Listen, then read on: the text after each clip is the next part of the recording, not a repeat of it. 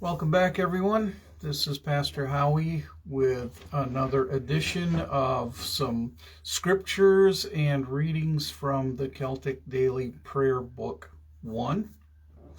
The Journey Begins, published by the Northumbria Community.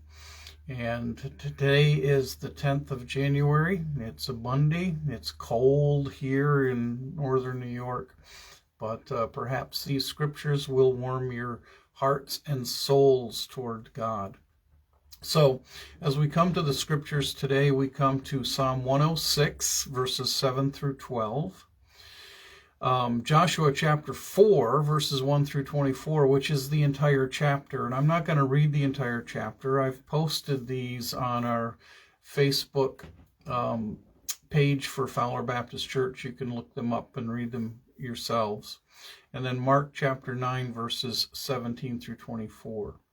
And then a couple of short readings from the book that's published by the Northumbria Community. So first, let's look at Psalm 106, 7 through 12, and see what the psalmist writes for us. And it's a flashback kind of psalm. Many of them are, where the psalmist takes us back to the history of Israel. And that's what the psalmist does here in verse 7. When our ancestors were in Egypt, they gave no thought to your miracles. So this is the psalmist speaking to God. They did not remember your many kindnesses, and they rebelled by the sea, the Red Sea. Yet he saved them for his name's sake, to make his mighty power known. He rebuked the Red Sea, and it dried up.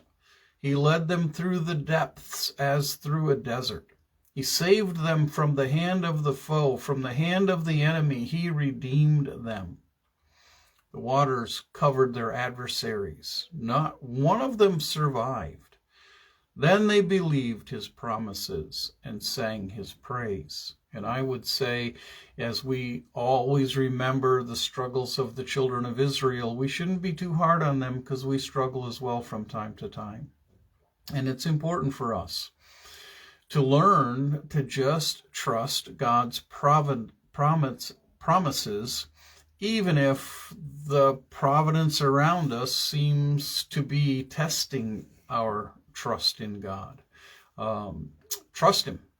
And another thing that I read this morning in my personal devotions, Oswald Chambers pointed out that the grandest thing, the grandest example of someone trusting God is Abraham, because it is said of Abraham that Abraham believed God. So it's one thing to believe in God. It's another thing entirely for us to actually believe God. And so that's what the psalmist is pointing out. God tested them.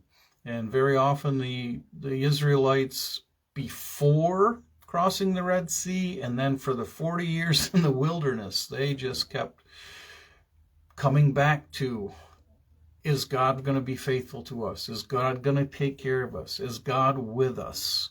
And the answer always is yes. And so let us be people who believe God.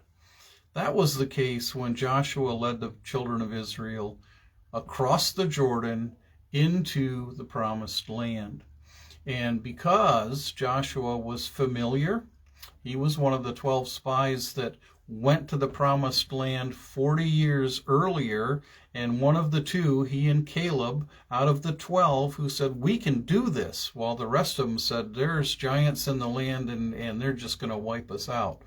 So God chastised the unbelieving generation, and they all died in the wilderness, but Joshua and Caleb survived and went into the promised land. So Joshua was careful in this chapter to leave a memorial to remind the children of Israel of God's faithfulness. And I'm not going to read the whole chapter. I'm going to read the first 3 verses and then skip to the end. You can read the whole chapter if you like. When the whole nation had finished crossing the Jordan, the Lord said to Joshua, choose 12 men from among the people, one from each tribe. and tell them to take up 12 stones from the middle of the Jordan, from right where the priests are standing, and carry them over with you and put them down at the place where you stay tonight." And so the rest of the chapter goes on to describe how the 12 people were chosen. They picked up the stones, and once that was finished, and the entire nation, including those who wanted to stay on the other side, on the eastern side of the Jordan, because there was plenty of land for them to raise their flocks, sent 40,000 troops along with them. After all this was done, we come to the place where the priests who are holding the Ark of the Covenant leave the Jordan, and then the Jordan River returns to full flow, and then they erect the stones. And that's what we pick up on in verse 19. "On the 10th day of the first month, the people went up from the Jordan and camped at Gilgal on the eastern border of Jericho. And Joshua set up at Gilgal the 12 stones that they had taken out of the Jordan. He said to the Israelites, 'In the future, when your descendants ask their parents, what do these stones mean? Tell them, Israel crossed the Jordan on dry ground. For the Lord your God dried up the Jordan before you until you had crossed over. The Lord your God did to the Jordan what he had done to the Red Sea, when he dried it up before us until we had crossed over. He did this so that all the peoples of the earth might know that the hand of the Lord is powerful, and so that you might always fear the Lord your God.'" Again, it's one thing to believe in God, it's another thing to believe God. And so we have all these memorials in the scriptures. The scriptures themselves are memorials for us, showing us the hand and the kindness and the power and the promises and the fulfillment of promises of God. And so may we be blessed people and believe God. Mark chapter 9, verses 17 through 24. "A man in the crowd answered, 'Teacher, I brought you my son, who is possessed by a spirit that has robbed him of speech.' And this crowd was at the base of the mountain where Peter, James, and John had been witnesses to the transfiguration of Jesus Christ at the top of the mountain. So now they're back down in the valley, which is where we live so often. We live in the valley. Anyway, the man continues. Whenever it seizes him, it throws him to the ground. He foams at the mouth, gnashes his teeth, and becomes rigid. I asked your disciples to drive out the spirit, but they could not." "You unbelieving generation," Jesus replied, "how long shall I stay with you? How long shall I put up with you? Bring the boy to me." So they brought him. When the spirit saw Jesus, it immediately threw the boy into a convulsion. He fell to the ground and rolled around, foaming at the mouth. Jesus asked the boy's father, "How long has he been like this?" "From childhood," he answered. "It has often thrown him into fire or water to kill him. But if you can do anything, take pity on us and help us." "If you can?" asked Jesus. "Everything is possible for one who believes." Immediately the boy's father exclaimed, "I do believe. Help me overcome my unbelief." The disciples, with Jesus out of sight, couldn't help this father, couldn't help this boy. When Jesus came, his answer was, "Bring him to me." Jesus is out of sight for us now, as for most of the time, people live in the presence of God but don't perceive, because of the distractions of the world, that he's all around us. So it's important for us when we face trials and tribulations to remember things like this. Every once in a while, we suffer from a lack of faith, an unbelief. take those things to Jesus. Confess those things to Jesus.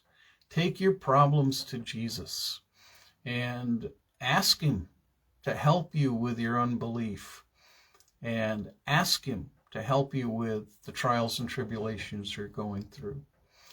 Believe God. And that is the theme, I think, of these verses of Scripture.